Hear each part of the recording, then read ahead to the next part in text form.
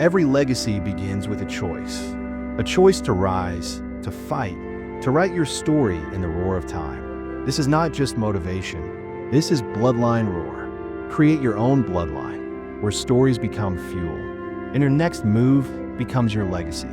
He was abandoned at birth, rejected by the very people who brought him into this world. But that wasn't the end of his story. It was only the beginning. This is not just the story of a man. It's the story of how pain creates purpose, of how one person can challenge the world, and then change it forever. This is the story of Steve Jobs. Steve was born in 1955, but the moment he opened his eyes, he was alone, given up for adoption. His biological parents didn't raise him, and even as a baby, the world told him, "You don't belong." He was adopted by Paul and Clara Jobs, a humble couple from California. They didn't have much, but they gave him what they could: a roof, food, love. Still, he carried the scar of rejection deep within. As a kid, he was different. He wasn't interested in rules. He questioned everything. Teachers called him difficult. Friends thought he was weird. But inside Steve was a fire, a deep hunger to create, to question the system, to break it if necessary. In his parents' garage, he built his first computer.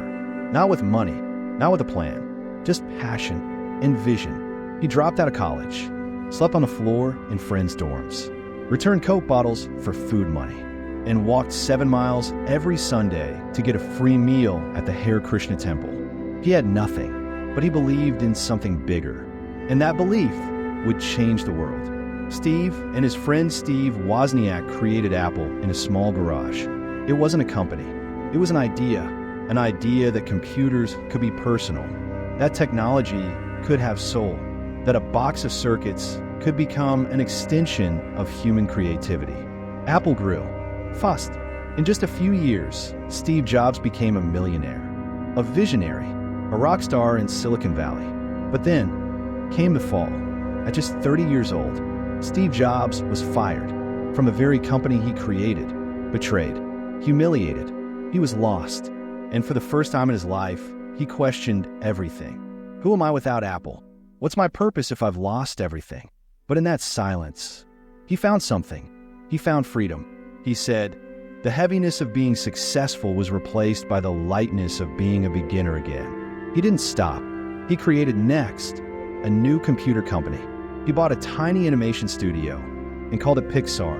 And guess what? Pixar went on to create Toy Story, the first fully computer-animated film in history, a film that changed cinema forever. Next, Apple bought it, and with that deal, Steve Jobs returned to Apple, older, wiser, hungrier than ever, and what followed was nothing short of a revolution. He launched the iMac, then the iPod, then the iPhone, and the world would never be the same again. He took a company on the brink of death and turned it into the most valuable brand on the planet. But he didn't do it with just products. He did it with purpose. He believed that technology is meaningless without passion. That great design comes from the heart, not the handbook, and that every person on this planet has the power to put a dent in the universe.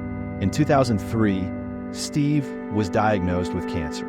But even as his body began to fade, his vision burned brighter than ever. He worked through surgeries, through pain, through whispers of it's over.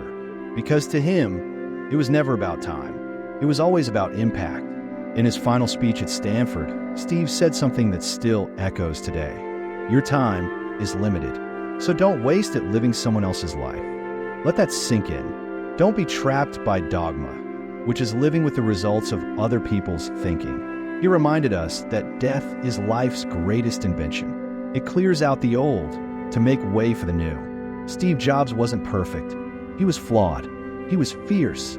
He was bold. But above all, he was fearless. He showed us that being different is a superpower. That rejection is redirection. That the people who are crazy enough to think they can change the world are usually the ones who do. So if today you feel lost, if you feel abandoned, if you feel like the world doesn't see your worth, remember this. Even the man who changed the world once felt like he didn't belong in it, but he kept going. So can you. Stay hungry, stay foolish, and never, ever forget Your light was meant to shine, no matter how dark it starts. Every legend starts with a single step. If this lit your fire, like, comment, and subscribe. Bloodline Roar. Create your own bloodline, where stories become fuel, and your next move becomes your legacy.